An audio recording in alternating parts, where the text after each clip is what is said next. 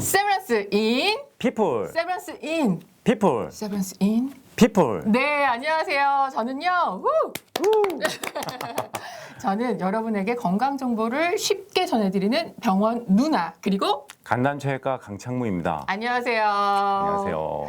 네, 선생님께서 해주신 몸이 말하는 4가지 췌장암 신호가 와 조회수가 100만을 달려가고 있습니다.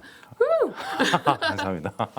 네, 그리고 댓글도 참 많이 달렸어요. 네네. 그래서 댄디보이님이 꺼져가는 생명을 살리는 귀인이자 천사 멋지십니다. 숲속의 공기님이 외모나 목소리가 배우 같아요. 말씀 감사합니다. 네네. CDW4567님이 말씀 감사합니다. 잘 보고 가요. 안재욱 비스물이 생기셨네. 비스물이? 네, 감사합니다. 그리고 유현진님이 안재욱 닮음. 유병훈님이 배우 박용화 느낌입니다. 자상한 의사. 실은 제가 젊었을 때 배우 박용화가 저의 뭐라 그러죠? 애칭이었습니다. 어머, 별명. 네네. 박용화. 네. 알겠습니다. 박용화, 세브란스의 박용화. 저도 가끔가다 사진 보면 깜짝 놀랍니다. 이게 박용화인가? 어머, 저 깜짝 놀랐어요. 네. 지금. 너무 안 닮아서. 지금 너무 늙어가지고 아니요, 지금도 많이 멋지세요. 차이가 나는데 아니요. 옛날에는 진짜 그랬었습니다.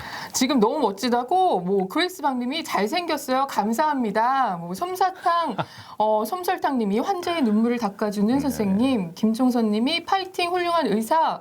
이성수님이 여러분에게 희망을 주시네요. 그리고 별별님이 울 작은 언니 수술한 의사십니다. 17년도에 수술했는데 언니가 칭찬 많이 하셨어요. 뭐 이렇게 네. 댓글을 주셨어요. 아마 제 생각에는 이제 이렇게 많은 성원과 이렇게 관심을 가져주는 이유가 아무래도 이제 췌장암이 이렇게 치유가 어렵고 또 그거에 대한 또 무거운 짐을 갖고 있는 환자와 보호자들이 아마 그만큼 많다는 의미로 저는 이제 받아들였습니다. 그래서 맞아요.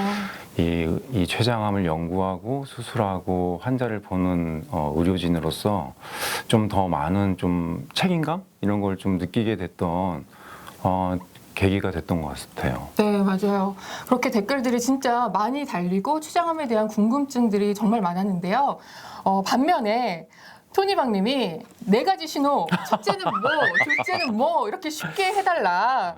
JYL님이 4가지 증상 요약 좀.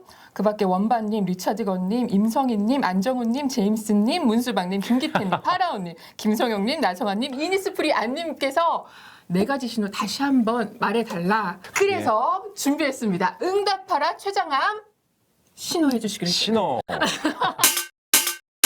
어떤 신호들이 있을까요? 실은 뭐 신호라기보다 우리가 임상에서 만나는 췌장암의 어떤 임상 시나리오이죠. 그래서 첫 번째는 이제 우리가 이게 교과서에서 보는 이렇게 증상이 있어서 오는 환자들이죠. 그러니까 증상이라 하면 되게 비특이적인 증상이에요. 그러니까 뭐 소화가 잘 안 된다든지, 뭐 배가 좀 불편하다든지, 그다음에 뭐 등이 좀 아프다든지, 뭐 이런 증상들이 좀 있을 수 있습니다. 근데 실제로 보면 저도 어제 소화 잘 안 됐었거든요. 그죠? 그래서 네. 우리가 잘 평소에 대수롭지 않게 지나가는 증상들인데 잘은 모르겠지만 우리나라 환자분들은 잘 참아요. 그래서 병원에 잘 안 오십니다. 근데 이런 증상이 있을 때 몸이 알려주나 봐요. 한 번도 병원을 안 가봤는데 이상하다 해서 병원에 그런 증상으로 오시는 환자 시나리오가 하나 있고요. 말씀하신 것 중에 그 몸이 좀 신호를 보내는 경우도 있다. 뭐 등이 아플 수 있다라고 하셨는데 이구름님께서 어느 쪽 등이 아픈가요? 라고 질문하셨어요. 네, 이런 거 궁금해요. 네, 맞습니다. 이게 견갑골 요 사이, 견갑골이라 하면 네. 우리가 이렇게 벽을 짚고 이렇게 몸을 앞쪽으로 이렇게 숙였을 때 네. 뒤에서 툭 튀어나오는 넓적한 예, 뼈가 예. 있어요. 그것을 견갑골이라 하는데 그 사이 아래쪽에 있는 중앙에 있는 척추를 따라서 그쪽으로 좀 많이 환자들이 불편해 하는 것 같습니다. 보통 우리가 몸이 결리거나 하면 그러다가 말잖아요. 근데 이런 췌장암이 있는 경우에 통증은 제가 보기에는 그 강도가 점점 심해진다든지 환자가 알아요. 이거 좀 이상한데 여태까지 느껴보지 않는 통증이네 하고 병원에 그렇게 안 가시던 분도 그것 때문에 병원을 가게 되는 거죠. 그래서 진단이 되는 경우가 많습니다. 또 하나는 그냥 우연히 검진을 하는 거죠. 건강 검진 할 때가 됐으니까. 네. 이 건강 검진도 이제 스토리가 몇 개 있습니다. 하나는 이제는 힘들게 아이들 다 시집 장가 다 보내놓고 이제 두 분 이제 편하게 이제 건강하게 살아보자 하는 차원에서 이제 건강 검진을 한다든지 아니면 뭐 이 자식들이 우리 어머니 아버님 너무 그동안 저희 키워주신데 고맙다 하면서 이제 효도 검진을 해드리죠. 이제 그때 증상은 전혀 없는데 우연히 아주 그냥 깜짝 놀라는 이제 진단을 받는 거죠. 그러니까 췌장암이 의심된다 이런 임상 시나리오가 또 하나 그 두 번째가 되겠습니다. 또 세 번째는 제가 보면 이 없던 당뇨가 갑자기 생기는 경우가 있어요. 그러니까 검진을 했는데 평소 자기는 아무 문제 없이 지냈다고 생각을 하는데 갑자기 당뇨가 있다고 이제 얘기를 하는 거죠. 근데 그때 보면 보통 이제 나이가 있고 연세가 있고 하니까 그냥 나이가 들었으니 이제 당뇨도 생길만 하지 허허허 하고 그냥 뭐 대수롭지 않게 검진을 치료를 받고 하고 이렇게 하는데 대부분이 그게 맞죠. 근데 경우에 따라서는 그런 것들이 췌장암의 하나의 사인으로 이렇게 오는 경우가 있고 또 하나는 평소에 당뇨가 있습니다. 당뇨가 있어서 약으로 잘 조절되고 있는 차에 갑자기 어느 날 선생님한테 혼나는 거예요. 뭘 군것질을 많이 하셨나요? 왜 당뇨가 갑자기 조절이 안 됩니까? 막 이런 얘기를 들었을 때 뭐 이제 인슐린도 맞게 되고 막 이렇게 치료 강도가 점점 높아지는 거죠. 네. 그럼에도 불구하고 잘 조절이 안 됐을 때 이상하다 하고 이제 선생님들이 이제 검사를 해보면 없던 췌장암이 이제 발생이 되어서 이제 그런 식으로 이제 당뇨와 관련돼서 검사를 받아서 이제 췌장암이 진단된 경우도 좀 있습니다. 또 하나는 이제 또 체중에 관한 건데요. 실은 이제 우리가 이 다이어트를 한다고 하지만 살이 잘 안 빠지잖아요. 그쵸. 근데 이제 어렵죠. 어떤 분은 이제 다이어트를 했는데 생각보다 너무너무 잘 빠지는 거예요. 그래서 너무너무 좋아하고 성공했다고 좋아하고 사람들이 축하하고 해줬는데 나중에 이제 알고 보면 이 췌장암이 생겨서 이제 그런 경우가 좀 있는 것 같습니다. 안 그래도 조준현 님이 물으셨어요. 그 췌장암 걸리면 왜 살이 빠지나요? 갑자기 살이 좀 빠지셨나 봐요. 왜냐하면 이 췌장암이 생기면 아까 말씀드렸다시피 이 첫 번째 원인은 이제 췌장암 자체가 췌장이 생기면서 췌장의 기능을 마비시키는 거죠. 그러니까 췌장의 기능이 두 가지거든요. 하나는 소화 기능, 하나는 당뇨를 조절하는 기능. 그죠? 그렇게 되니까 췌장의 기능이 없어지니까 소화제가 잘 안 나고 소화 기능이 잘 안 되니까 영양소 흡수가 덜 되겠죠. 그런 면이 있고 또 하나는 당뇨가 생기니까 살이 또 빠지는 또 그런 면이 있고 또 어떻게 보면 췌장암이 기생충 같은 거예요. 암이. 왜냐하면 암도 살아가려고 에너지를 많이 쓰잖아요. 그래요? 그 에너지를 어디서 뺐겠어요? 자기가 있는 환자의 몸에서 뺏는 거죠. 그러니까 네네. 그러니까 에너지는 항상 우리는 유지가 돼 있잖아요. 네. 근데 그 에너지를 자기가 더 살려고 환자의 몸에서 에너지를 빼오니까 환자는 계속 고갈이 되고 살이 빠지는 그러한 악순환이 되는 겁니다.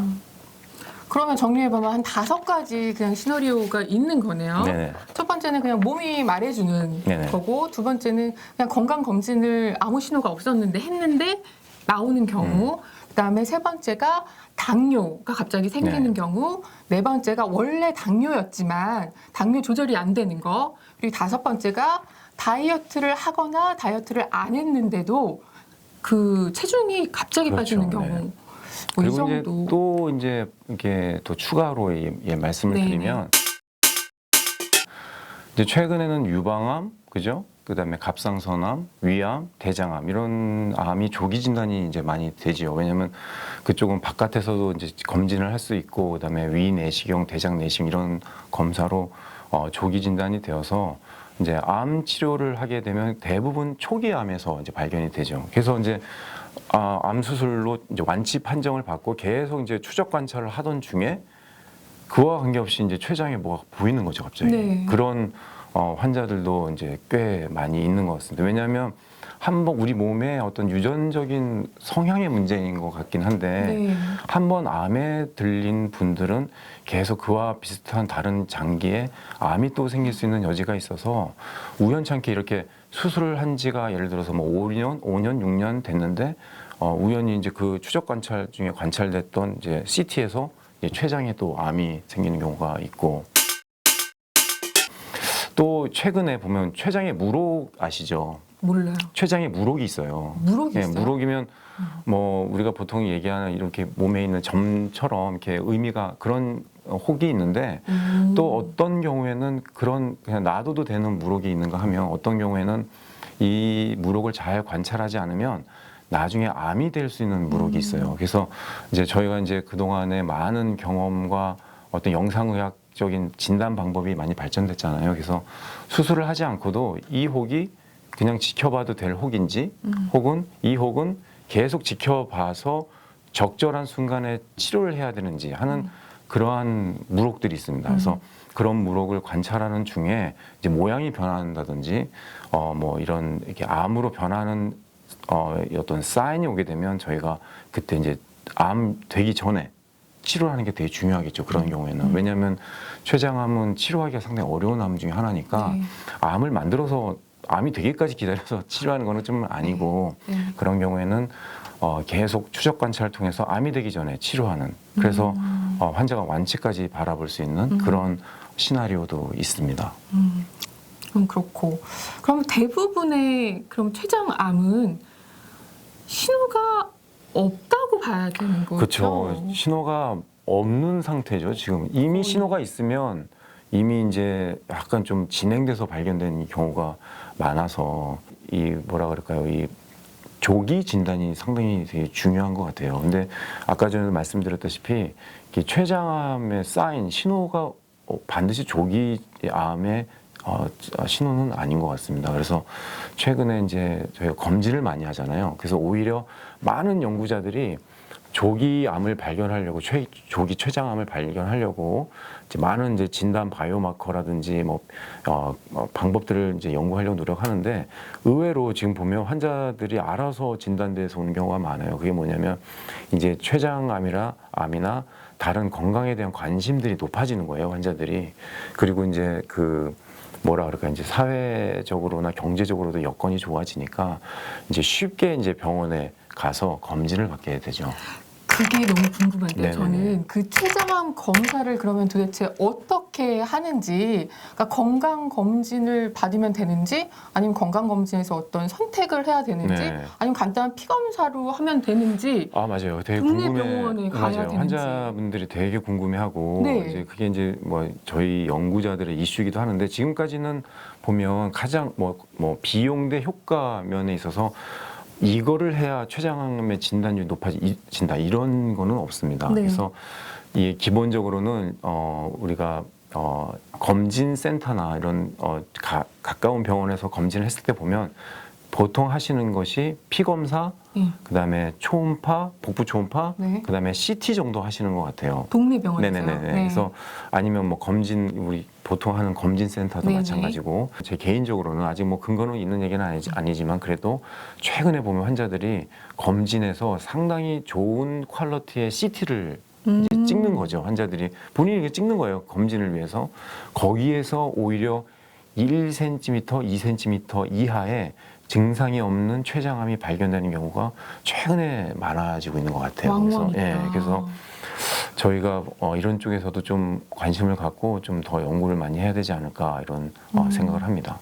근데 제 기억으로는 건강검진 중에 CT 하면 제일 비싸지는 거예요. 비쌀 수 있겠죠. 근데 네. 한 번쯤은 한번 좀 건강하게 사는 게 네. 우리가 또 열심히 일을 하고 또 이렇게 뭐 필요할 때 돈을 쓰고 하는 게 좀 맞아요. 우리가 건강하게 살고 또 퀄리티를 있는 삶을 살기 위해서 그런 거잖아요. 그래서 한 번쯤은 뭐 이건 개인적인 제 사견이에요. 뭐 의학적으로 발견된 건 아니지만 저희가 환자를 보면서 느낀 바에 의하면 그래도 한 번쯤은 건강 검진을 해볼 만하다 하는 생각이 들었으면 CT를 한번 해보는 게 어떨까 하는 게 제 개인적인 사견입니다. 네, 또 특히 몸에 조금 이상 신호가 오면 네네. 더더욱 한 번씩 해볼 수 있을 것 같은데 주기적인 기간을 정해놓고 건강검진, 국가에서 하는 건강검진이라도 하다 보면 거기서 우연히 발견되는 경우들이 되게 많습니다. 그래서 그런 거를 꼭 잊지 말고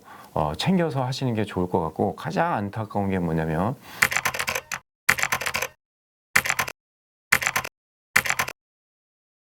조바심 내시는 분들 있잖아요.